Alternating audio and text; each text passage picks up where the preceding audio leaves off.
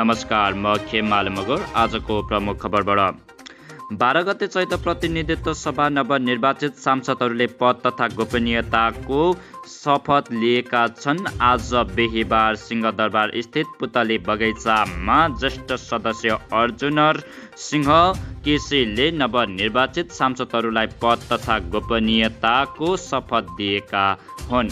नवनिर्वाचित सांसदहरू विभिन्न पोसाकमा सजिएर शपथको लागि पुगेका थिए। समाचार सुन्दै गर्नुहोला। आजको यो छोटो रिपोर्टिङबाट म बिदा हुन्छु।